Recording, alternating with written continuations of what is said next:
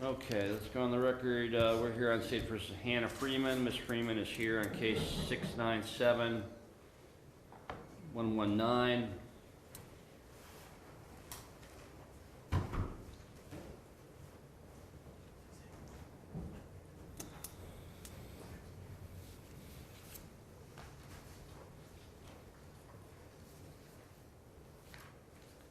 She's here with her lawyer, Michael Kinlan.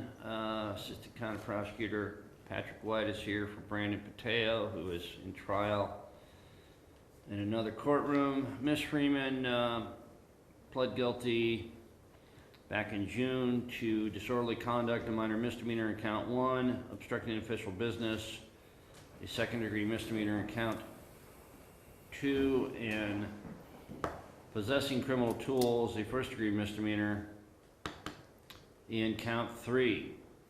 She was referred for a pre-sentence investigation, which the court has received and reviewed. PSI is extremely detailed. Counsel, have you read the PSI? Yes, I have. Yes, Your Honor. You find it to be complete and accurate? I do, Your Honor. I find to be complete, some of the police report was not accurate, hence the reason for the amended charges. In what way? We provided text that showed that the alleged victim had lied about the stalking and some of the other issues. Well, what part of this document is not accurate? Just where it relates to the police report. Pardon me? Just where it relates to the police report, Your Honor. I don't understand what you're telling me. There's 4 single-space type pages that looks to be largely taken from the police report. Are you telling me the entire PSI is inaccurate? No, just where the alleged victim told the officers that she was stalking him. They were still engaged in a relationship at the time. She had planned on spending the night at his house that night with his permission. It's not much.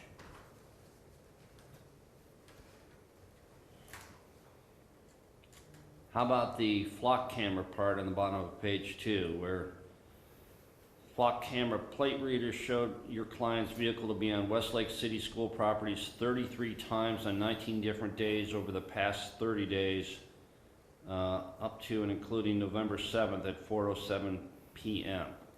That is accurate, Okay. but he had invited her there. She was there. He invited her to school Yes, 30 times. yes. Mr. White, do you know anything about this? Your Honor, what the state could say at this time is that the defendant, on occasions over this period, did in fact invite the the victim did invite the defendant, but the state will contend that the defendant was there and her continual presence across this time did cause the defendant continual anguish and mental stress. Is there a dispute over whether she took his property? No, Your Honor. No, there's no dispute over that, Your Honor. So why didn't your office have her plead to theft? I know this wasn't your case, but I'm here dealing with the confusion. What happened? Your Honor, in this case, the defendant and the victim were engaged in a relationship. They broke up over the pursuing months. The defendant did not get the realization this relationship was over. At different times, she did steal numerous items from the victim in this case. Our office reviewed that. We did see those actions more as a continual pattern of conduct in order to get the victim back into her life. You agree? Is that accurate? And not completely, Your Honor. And we can stand in this county, Mr. Kinlan. Yes, Your Honor. It's our opinion, and the facts would have shown if we would have went to a trial. She did take his book bag for about 3 minutes. She tried to return it. She only took it once she found another girl at his apartment. She was on her way to spend the night there that night. They had agreed on it.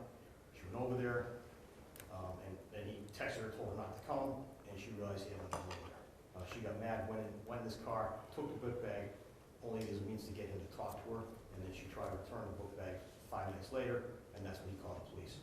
Okay, I'm led to believe by the pre-sentence investigation that this relationship between the alleged victim and Ms. Freeman ended in April of 2024. Is that correct? That is not correct, Your Honor. It ended on November 6th, 2024.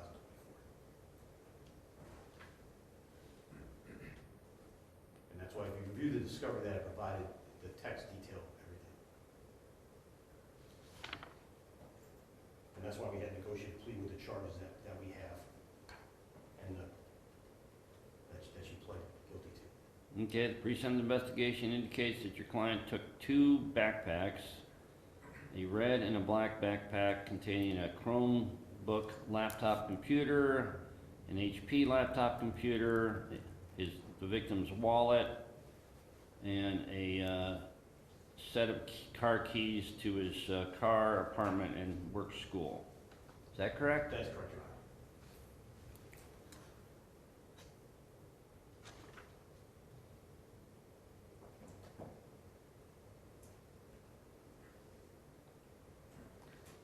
I haven't seen any of these text messages. You haven't filed a sentencing brief or memorandum? Well, they were in the discovery that I filed, the defendant's discovery.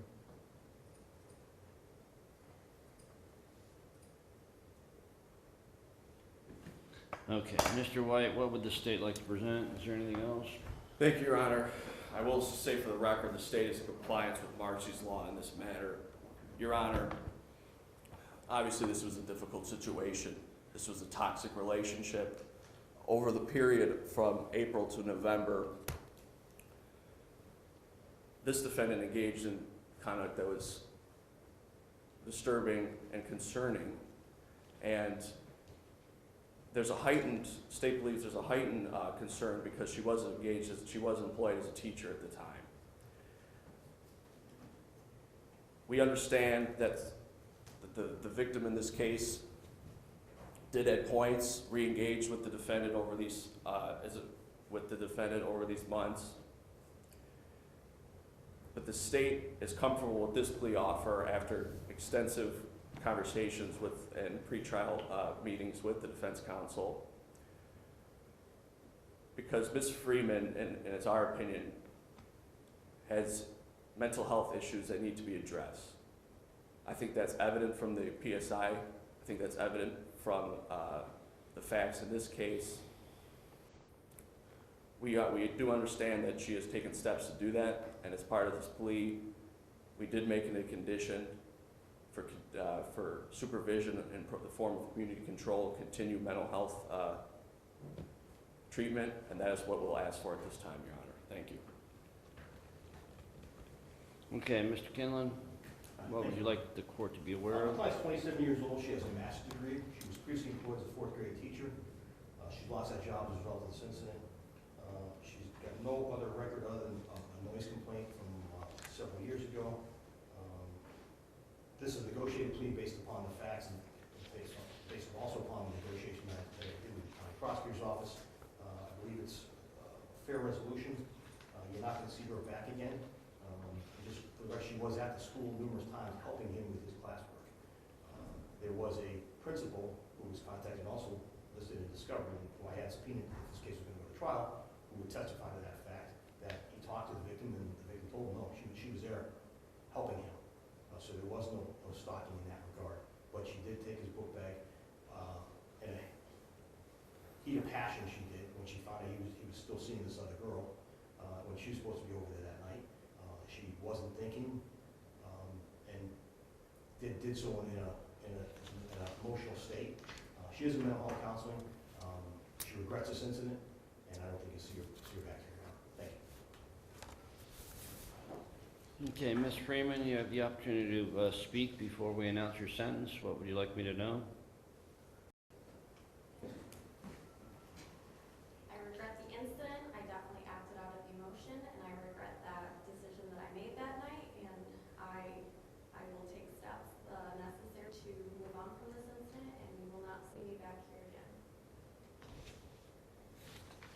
Okay, thank you. Okay. Court has considered this matter. This is frankly a bizzarro breakup between two professionals. The pre-sentence investigation does not paint a pretty picture of your behavior, Ms. Freeman.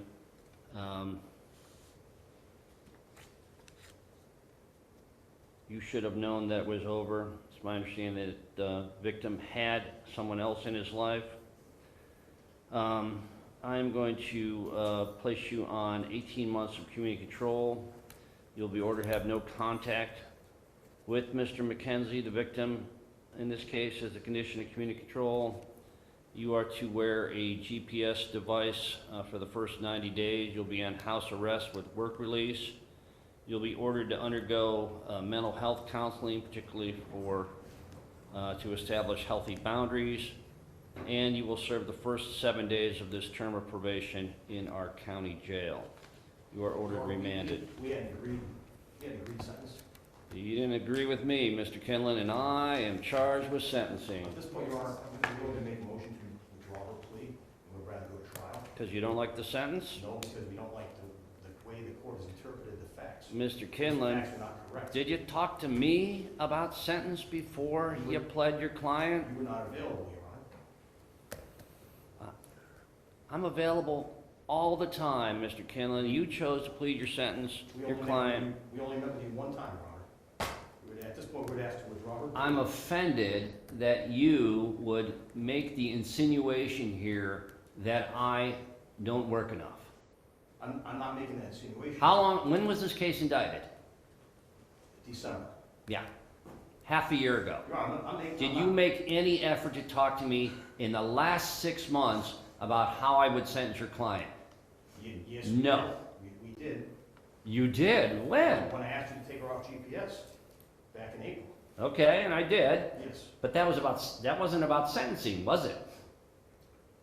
I just asked you, did you make any effort to talk to me about what sentence I would impose after you negotiated a plea deal with the state of Ohio? No, we did have an agreed sentence with the state. We'd ask the court to go along with that agreed sentence as it's a condition of plea. Didn't ask me, sorry. A plea is not knowingly voluntary. Your bad practice is not my I problem. don't think it's my You're bad practice, remanded. Your Honor. We're done.